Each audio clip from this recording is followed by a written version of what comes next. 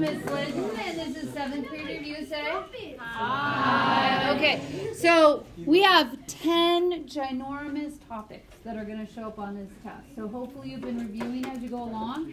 At this point, right, hopefully you've gone through the reviews. I PDF this presentation. It's already in the stream, okay? So you can have access to every one of these pictures. You do not, maybe you take notes on the slides, or you could download them right now, or I don't know, however you want to do it. But anyway, they're all up. So I want to remind you, know your lab, right? Did we only do one lab? Yeah. Just the egg lab, but it had multiple parts. So make sure you feel comfortable with it. Those are more than likely to show up in the group part of the test.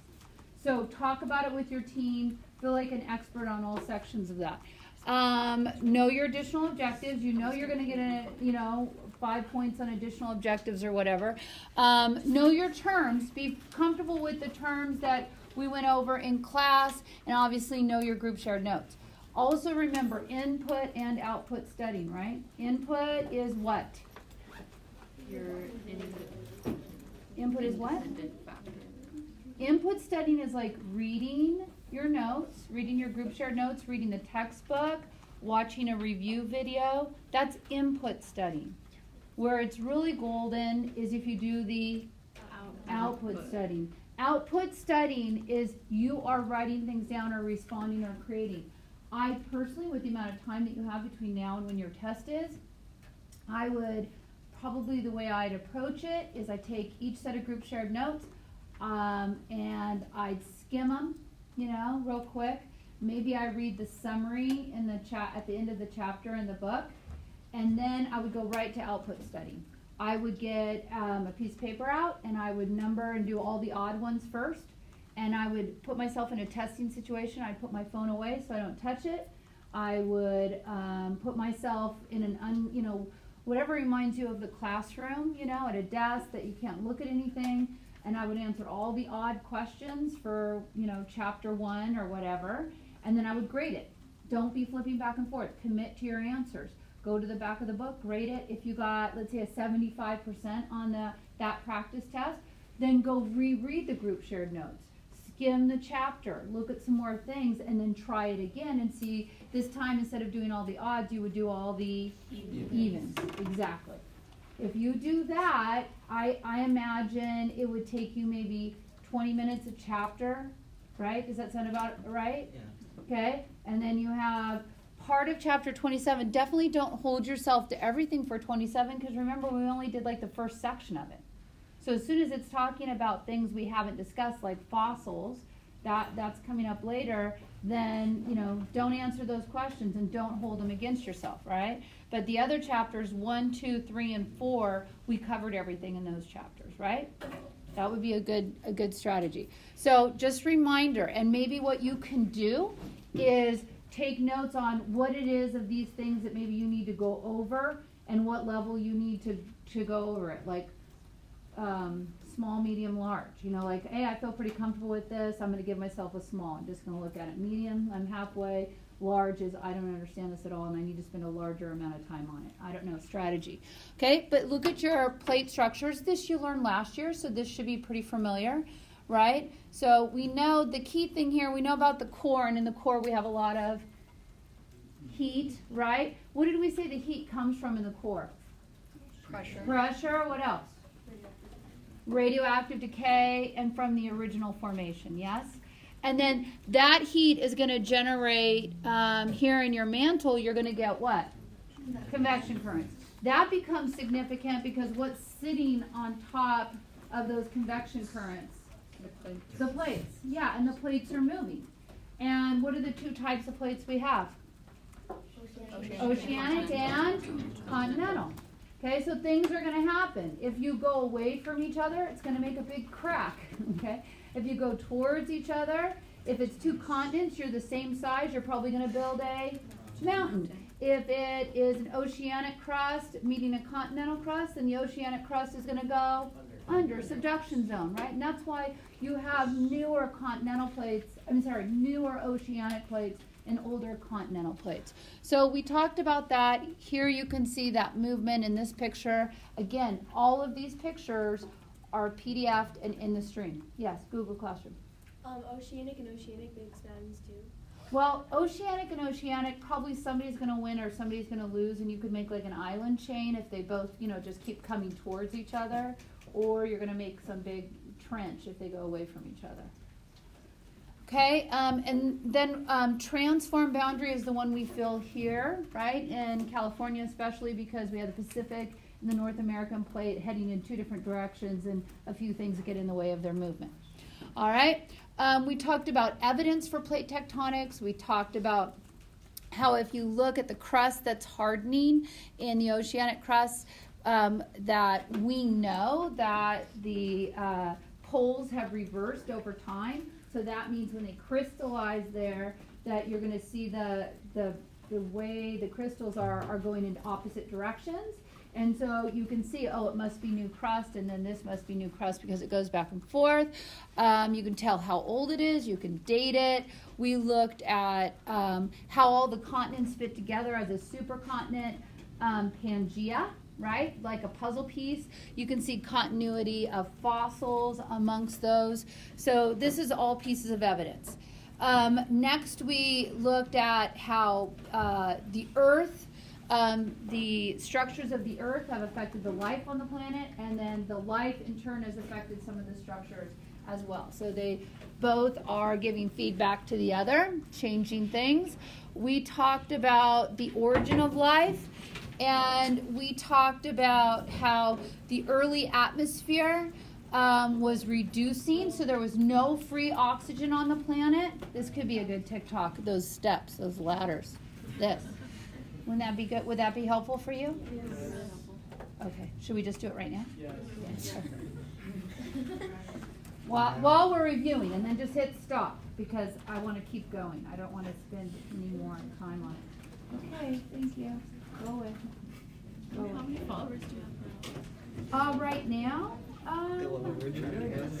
Which well, I want to graph it because it's so scientific to me. 17,800. Oh.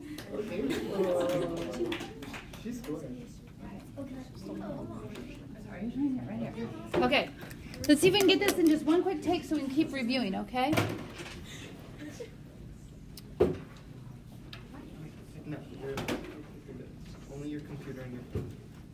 What? No, she was asking if she was in it. Oh, okay. You tell me, nod your head, and I'll start. Okay. 3, oh, I can sit.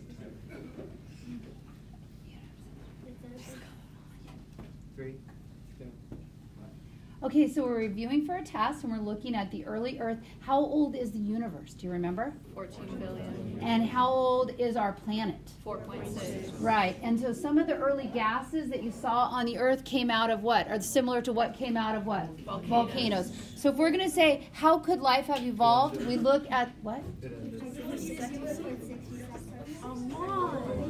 Wait, I'm sorry. Okay, there. Now you're going to get the answers really right. Yeah.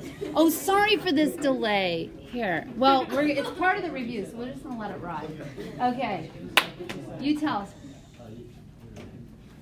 Ready? 3, 2, 1.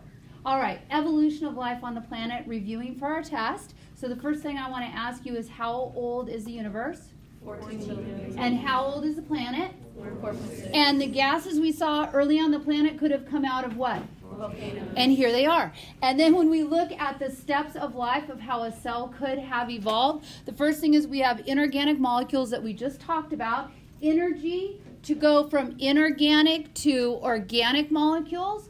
It could have come from what? Lightning. It could have come from solar radiation, molten Magma. and radiation from the Earth's core, right? There was a man who did an experiment, and he went from inorganic to organic. Do you remember what his name was? Nope. Miller. Okay, then you put these together, and you get the 4 important organic molecules. Put those together, and you can get a cell. First cell was probably prokaryotic and heterotroph. Is that okay? Perfect. All right. Now, next, transitioned into, that's a really good slide. So we went into the characteristics of life. So we'll ignore that up there and we'll just say it together, right? Living things are organized. Pause. If you get this question, will you make sure you know it? Because surprisingly, I'll get somebody who doesn't know it, and we went over it a million times, right? So double check your work. Here we go. Living things are organized, made of cells. They acquire materials and energy. They maintain homeostasis. They respond to stimuli and reproduce.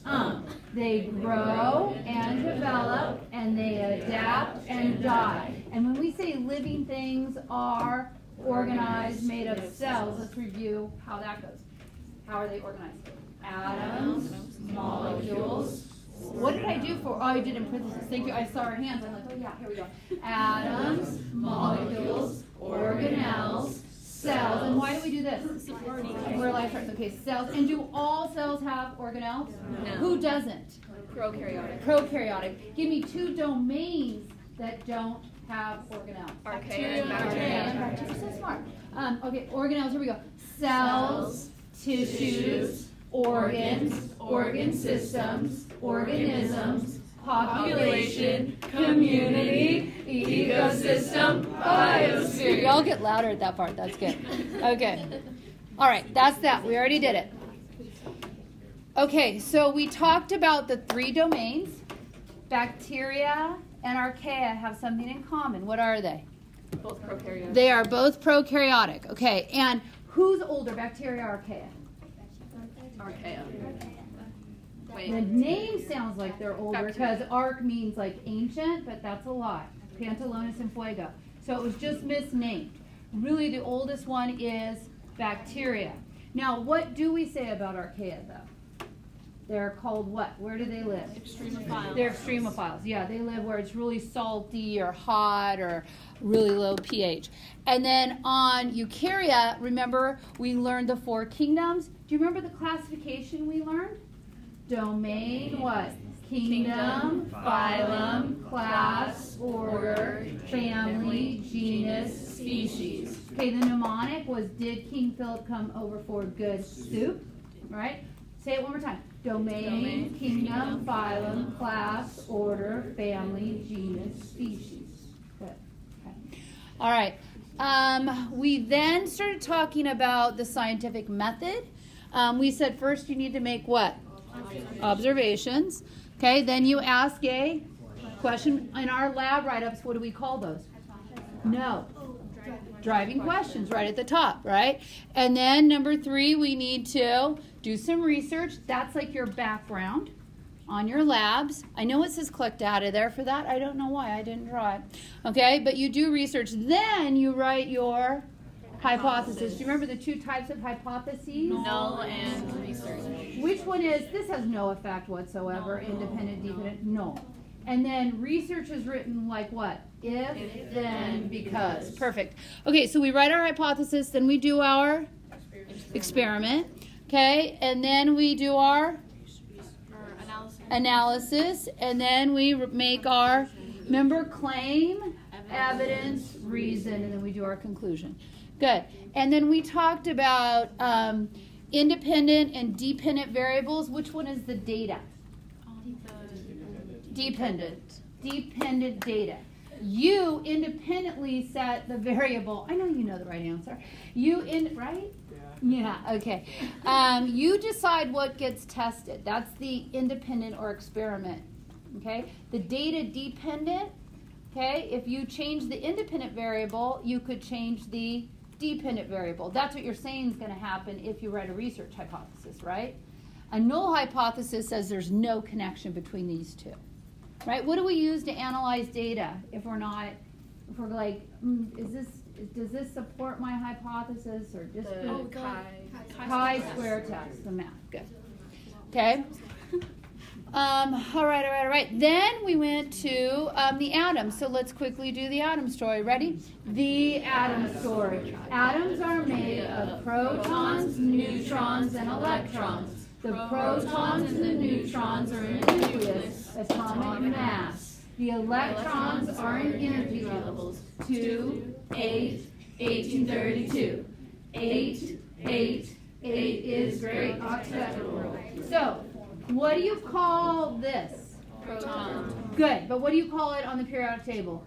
Atomic mass. Number. Atomic number. Atomic number. Atomic number. The protons plus the neutrons are the atomic mass. Good. Okay. Can you change the number of protons and keep your same element? No, you cannot. Okay. If you change the protons, it changes the element. Can you change the number of electrons? Yes. Yes. What is that called? What? Ions. Ions. If you change the number of neutrons, you are an isotope. If you're having trouble distinguishing, because they're both I's, remember electrons are smaller, right, than neutrons. Do you agree with that? So they get the little word. What's the little word? Ions. What's the big word? Isotopes. We okay with that? All right, and isotopes can break down to a more stable form, so we can use that in carbon dating. Remember all of that? Okay. Now, so let's take a look at lithium right here. What can you tell me about lithium when you look at this? It wants another proton. Is lithium happy? No. Okay, lithium is sad. Okay, how many protons does he have? 3. How many neutrons does he have? 4. And you know that because 4 plus 3 is 7, and 7 is the atomic mass. My board is wiggly. Okay, electrons. You knew it was unhappy because how many electrons can fit in the first energy level? 2. Okay, and how many the next one? And how many the next one? Yeah, that's right. And how many electrons does lithium have? 2 in the first one. He has 3 total, so he has 2 in the first one and 1. Okay, now, the way to make an atom happy, right? I know we're personifying elements, but it works. The way to make an atom happy is either to fill its outermost energy level any which way you can, either by getting rid of electrons or getting more electrons, right? Or to get it to what? 8. Okay, so if we were going to fill this, what's the likelihood that lithium has a strong enough pull that it can pull 7 electrons? Yeah, that's not going to happen, right?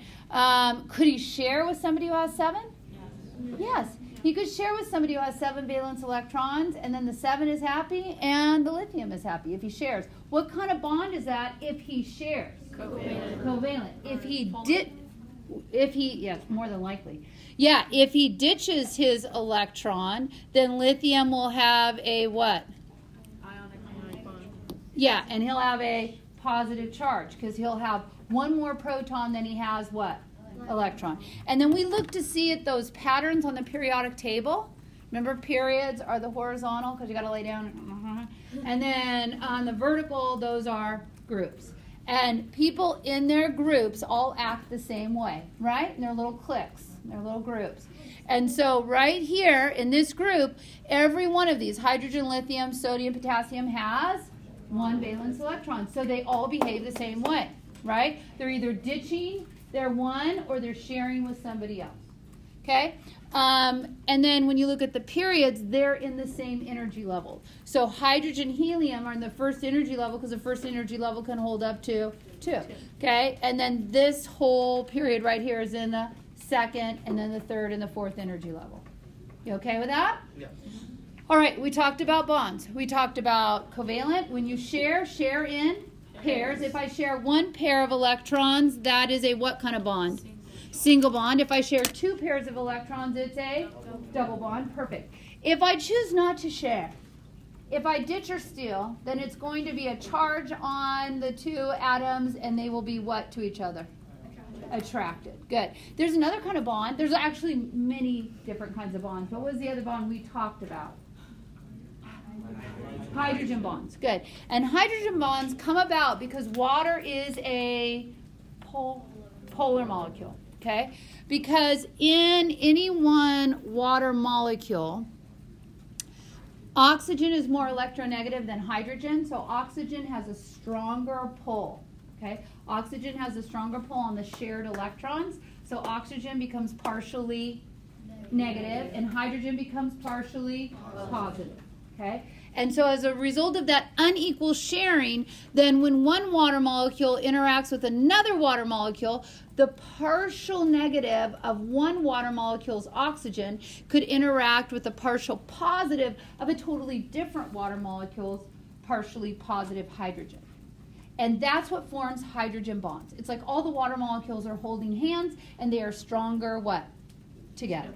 And that's what gives water all of its properties. Why do we care about the properties of water? Because we are mostly water. Okay? So we talked about high heat capacity. We talked about how water can hold a lot of energy in it because it shares it amongst all the hydrogen bonds. Even if I'm laser beaming in one area, it can disperse amongst all those water molecules and it can be held on, right? It has a high heat of vaporization because when one water molecule starts to evaporate, they're all hanging on to them, right? We saw that you could overfill a glass of water, right? Because all the water molecules are hanging on to them so that they don't run down the side, up to a point, right? We looked at several different properties of water, that it is a good solvent. It's only a good solvent if something is what? Hydrophilic, exactly. It's a liquid instead of a gas because hydrogen is a gas and oxygen is a gas, but when they combine together, they would still be a gas, but those hydrogen bonds make it into a liquid. Fills vessels, gains and loses heat slowly, high heat of vaporization. We talked about surface tension and those insects that scoot right along the top of the water. We talked about that's why it's so painful when you do a belly flop, right? And we talked about it being less dense when frozen. We know this. When water molecules slow down, they make all the hydrogen bonds equal distance from each other. And as a result of that space between all of them, it makes water less dense. Liquid water will be like, I'm over here, I'm over here. And so it's more dense and it goes below the ice.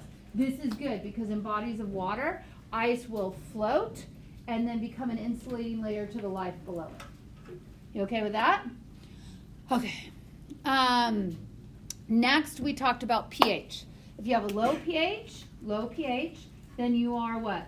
Highly acidic. Okay, and that means you have a lot of hydrogen ions. When you're acidic, you have a lot of hydrogen ions. When you're a base, you don't have very many hydrogen ions. You have more hydroxide ions. Neutral is 7. Okay, then we started going into organic molecules. Now, on your organic molecules, there are 4 important organic molecules. They are built and broken the exact same way, right? In order, if you have a stable sugar here and a stable sugar here, they're not going to just want to join, right? What am I going to have to do? Dehydration synthesis. I got to take something away from each of them so that they will become better together. They will fulfill each other's atomic needs together. So strip an H from one, strip an OH from another. What's HOH? H2O. Yeah, H2O. HOH is H2O.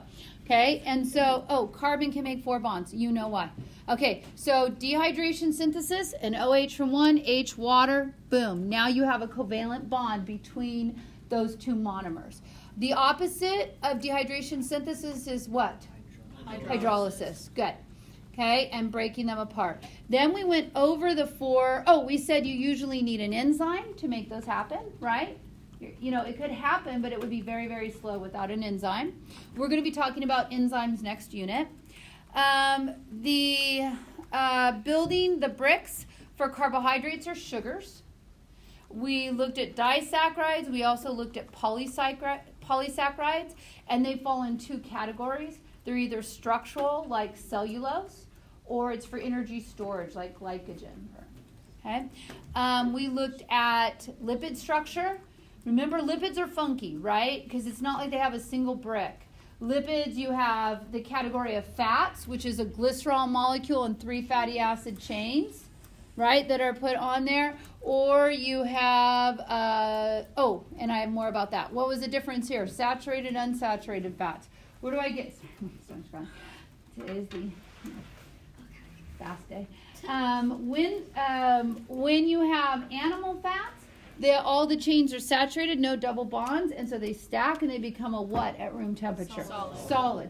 But unsaturated is when you have double bonds here, and so it puts a little kink in the chain, and that's typical of plant fats, oils, except for palm oil, and they are called unsaturated fats. Is it okay, healthy, to take plant oil and then saturate it? No. What's that called? Trans fats. Not any better for you. You might as well just eat the solid. You might as well eat the butter.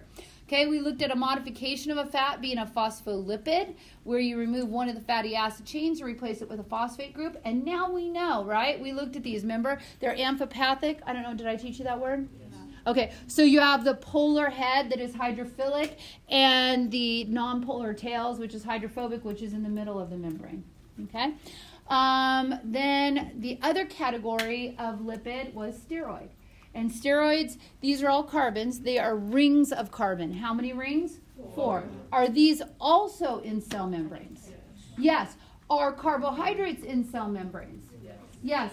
That's the glycocalyx. So we're the 2 parts. Glycolipids, glycoproteins. Good. Okay, and then we looked at proteins are built out of amino acids. Okay, built out of amino acids. And we looked at nucleic acids are built out of nucleotides. Oh, I digress. How many different amino acids are there? 20, because there's 20 different R groups. Good. Okay.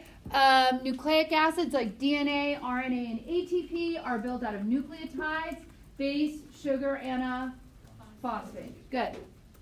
Okay, and here's some DNA. By the way, the 2 strands, 2 chains of two chains, are held together by what kind of bonds? Hydrogen bonds. And DNA is double-stranded, RNA is single-stranded. Okay, and then ATP, we looked at that. Adenosine triphosphate. When you break off a phosphate group, 7.3 kilocalories of energy is released for you to do whatever kind of reaction you need to do. You don't need to memorize that number. I just lost where I was for a minute. Then you have a chart, right? You have this chart. You have this chart. You also have it in your debrief that you did, right? Where you kind of summarized all of them. Okay, then that brought us to the cell theory. Okay, so the cell theory says all living things are composed of cells. Cells are the structural and functional unit of all organisms, and cells only come from pre-existing cells. We said cells must be, large. Why? No, cells must be small because you want a large surface area per volume. Good. Who has, boy, that's a great slide. Who has larger surface area to volume? Prokaryotic cell or eukaryotic cell? Prokaryotic. Prokaryotic because they're smaller. And we looked at things like flagella for movement. Do you remember the pilus was for exchanging DNA? Sex pilus. We looked, do they have a nucleus? No, what is it called? Nucleoid region. And it's, what kind of chromosome do they have? Linear or circular? Circular chromosome, and it's all scrunched up. It looks like something that came out of your hairbrush, right? And there are ribosomes in there. What happens on ribosomes? Protein synthesis. Good. And then here's another one of this. I have things identified on here, I think. But so you can pause it if you need to, and you can review. One thing that's not on this picture that I should have included is that you could have a little additional ring of DNA. What's that additional ring of DNA called? It starts with a P. Plasmids. And genetic engineers can manipulate that. Okay, once again, visiting the 3 domains, which we already did. You want to recognize the structures of a plant and animal cell. What's something that's unique to animal cells? Plants don't have it. To animal, not Unique to animal cells. Plants don't have it. Centrioles, the churros. Yeah. Okay, you can see those right there. Remember that? Okay.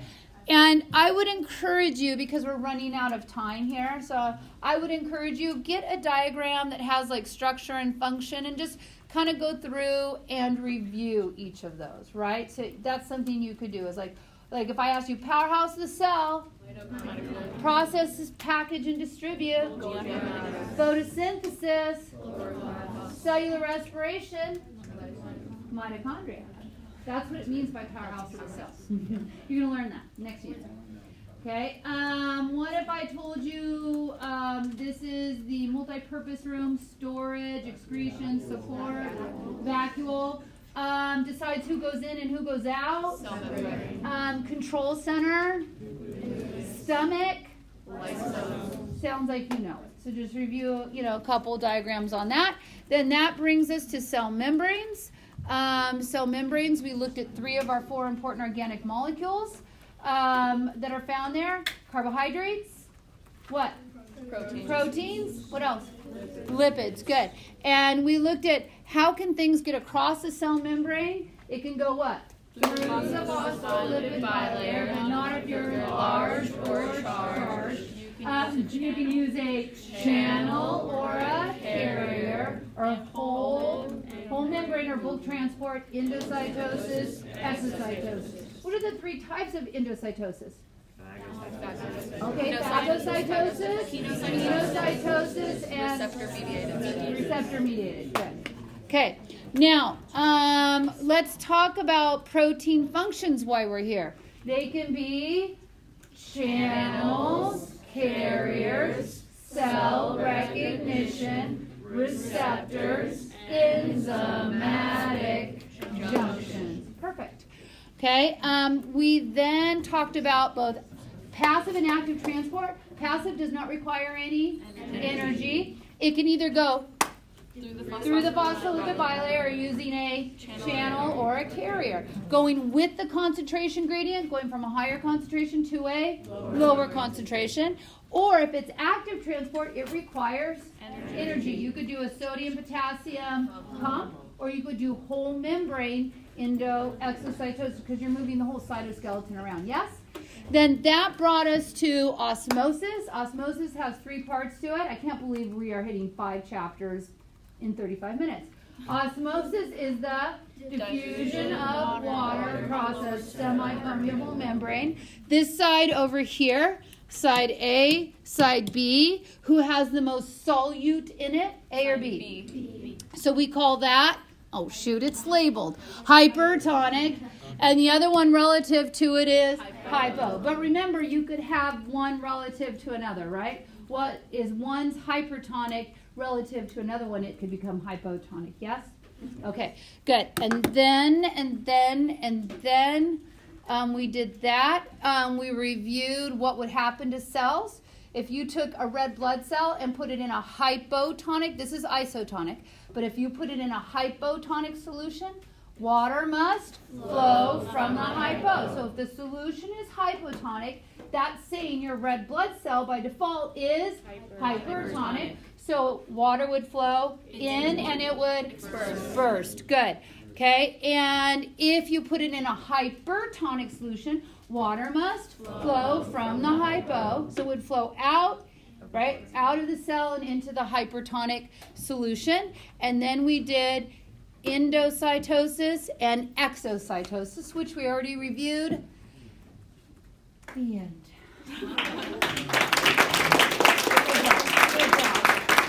Okay? You're golden, pony boy. Remember that I love you. Good job. Don't stay up too late.